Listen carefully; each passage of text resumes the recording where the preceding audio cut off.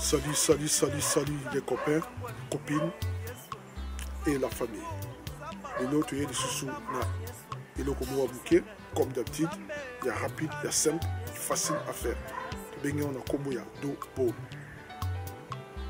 les années, les années, il y a boule, il y a bouquet, parce que il y a un restaurant, ou bien un fine dining, ou bien high-end, soit un palace, un Michelin star, ou bien aussi un fête bien organisé. Alors, puis les autres interprétants, Nangaï, Nabandaku, Ndingbasaka Mapara. C'est simple, facile à faire. Sans plus tarder, mes chers frères, allons-y.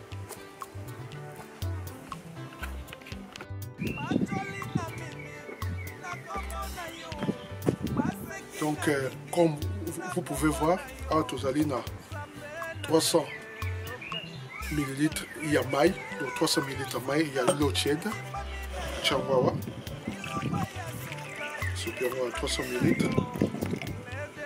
L'eau tiède. Levure boulangère.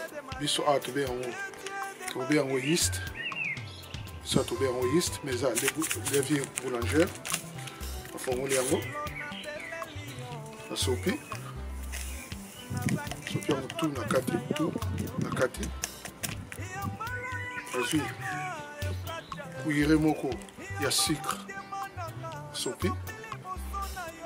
Tournez. Et puis, la kangi. Kangi, on finit donc la tika comme ça pendant 10 à 15 minutes. Merci.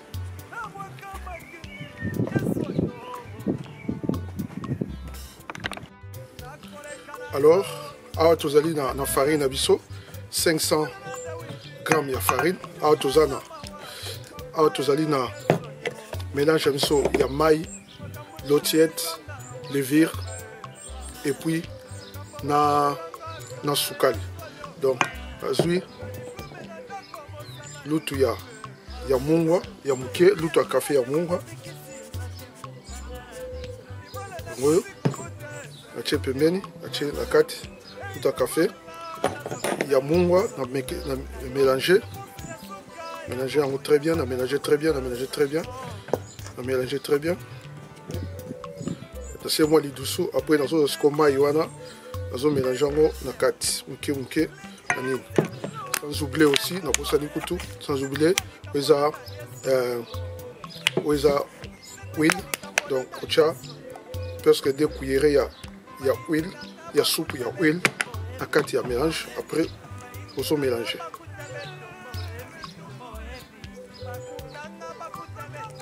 Donc on mélanger, titango nyoso ekosangana, en tout cas titango nyoso ekosangana, faut on mélanger là, titango farine nyonso ozotia mai, donc ozo mélanger.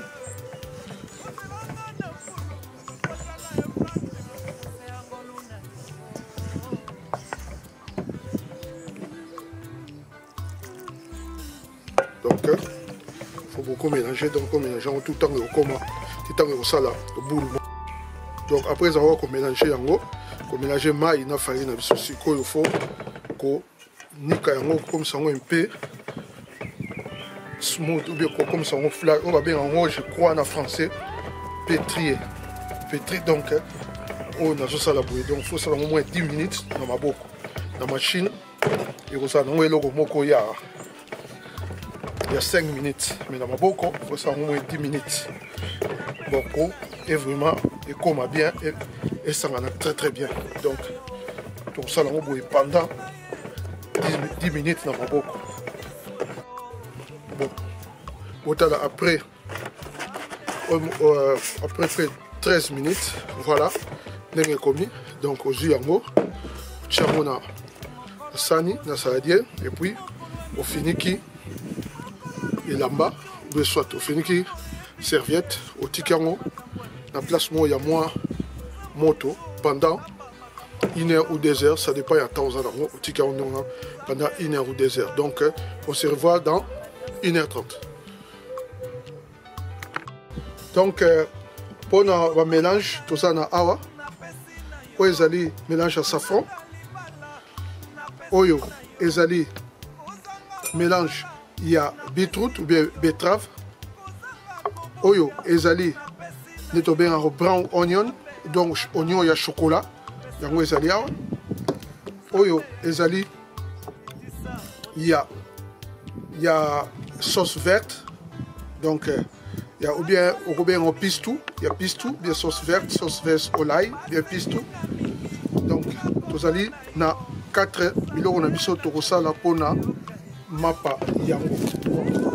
Après avoir ko tika après avoir ko tika pendant quelques minutes, 45 minutes à 1 heure, ça dépend, il y a air aux anango, il y a temps aux anango, après tu reçois au 4 ans sikoyo en 4 ou en 5. Donc, tu as 4 ans comme ça. Après tu suis parti oyo moko, tu 4 oyo. Parti oyo moko tu awa. Tu 4 parti oyo, ne tu 4 mois parti moko. Ou soit aussi, qu'est-ce qu'il faudrait faire? Tu suis yango. Longo liango na. Ni na biso. Tu tiens na table un peu de farine. Tu tiens na table. Tu tiens na table na biso. Moi ni na biso moi. Table na biso. Tout ça là moment ok. Donc après tu quartier en 5 donc on est presque 1/5. Ouais, quartier en 5. Donc on est tu suis 1/5 donc tu tiens awa.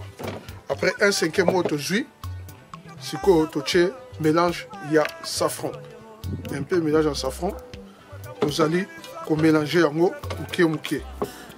Donc tout ça là mélange de soya, il y a safran, il y a mélange wanati tango nyonso eko sangana soki sangani nde tout ça là boule. Donc ti sango nyonso eko sangana donc tout ça mélange de safran mouké nde bozomona ti tango eko sangana. Donc tout ça là boye tango nyonso so ekomi esangani penda safran ekomi ekoti safran ekoti na kati nde tosali yango boule ya lipa. Donc awa on a posa ya gante donc pour mélange ezo senga pena gante donc faut sala ngo na maboko.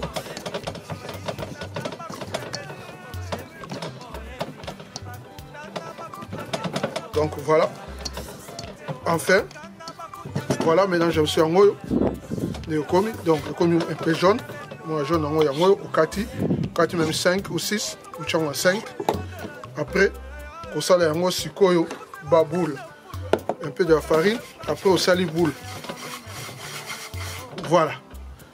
Au sali tu répéter sous soyo. Donc on peut ça sous boule. Donc tout ça là les restes tout ça les restes après ce aussi au brosser un peu na ba mélange na chaki pour que ça peut couleur et ça bien.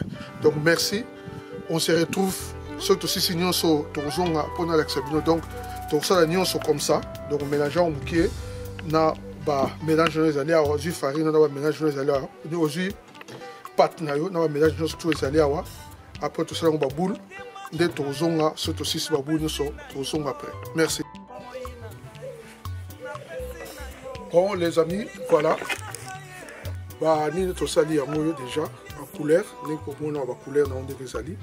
Donc ndenge za boye ezoke lisiko na four, ezoke lisiko na four pendant 5 à 7 minutes ya four. Donc four ezali déjà préchauffé na 240 degrés, tant on côté on a réduit four na 200 degrés. Donc voilà, tout ça est déjà beau to rouler en mobile pour ba couleur nezali. Nous on ba différence wa couleur nezali na biloko. Donc ba double la biso yango o ba benga ngodoza mapa ya boula mikie pour na so que na restaurant souvent appelle ça pour na avant on y a entraîné. Donc ou bien biso to benga on start avant start ba ndo appelle ça so mapa mikie ce qui na restaurant italien et puis espagnol. Donc voilà. Mapa na biso yango atape ba restaurant français pe ba serveur yango donc ba restaurant presque ba serveur yango donc mapa yango yo bozomona ba couleur yango donc ndenge eza boye tozokendima moko tokotisa yango na four mais okoki mpe kosala yango na kikalungu ko mpe okalinga yango na ndenge lipo tosalaki ya kokalinga na fois passé donc oyo mpe okokalinga yango ndenge ngo na kikalungu ekozwa 5 minutes à chaque côté donc ozobalula kaka mais ngai nazo préféré natia yango na four. Merci.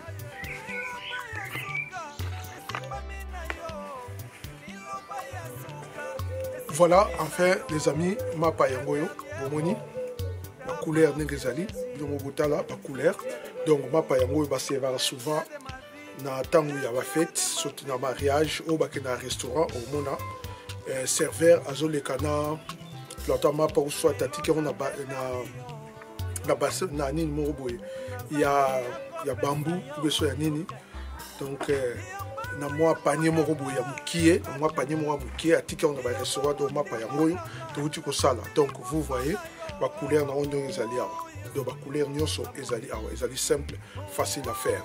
Donc au mona na ba restaurant pour sous avant entrer aroya a petit bino mai a petit no wani na yego zebo mapa a petit bino. Donc ezali tapenade, ezali tomate paste collé lango ezali pistou donc eza cheese exacté ba kopesa no pe fromage ba kopesa no pe viande hachée ba kopesa no biloko tout bolingi et accompagner mapa oyo au mona azana moi plané boye azo zongo moko azo pesa bino personne azo zongo donc voilà enfin et logo to sali lelo donc ezali simple facile à faire donc tout à koki ko sala yango donc ezali les mêmes ingrédients ou tu utilises qui dit pas ou tu kalinga bien dit pas kalinga tu utilises les mêmes ingrédients tu utilises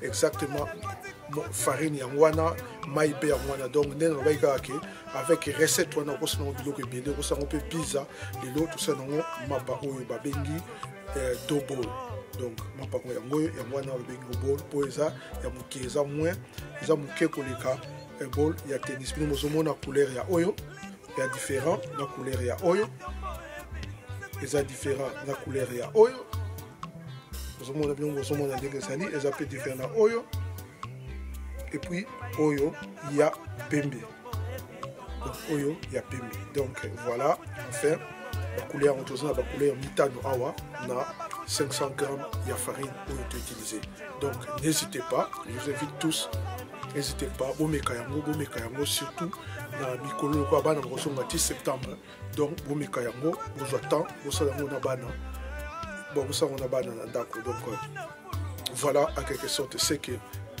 nous avons fait aujourd'hui et ce que j'ai réservé pour vous. En tout cas, j'attends vos commentaires. N'hésitez pas à m'écrire comme les autres l'ont fait. J'étais très ému de joie. Cette fois-ci, en tout cas, c'est bien. Ça me donne du courage de faire encore beaucoup de choses. Donc, merci beaucoup. Que Dieu vous bénisse.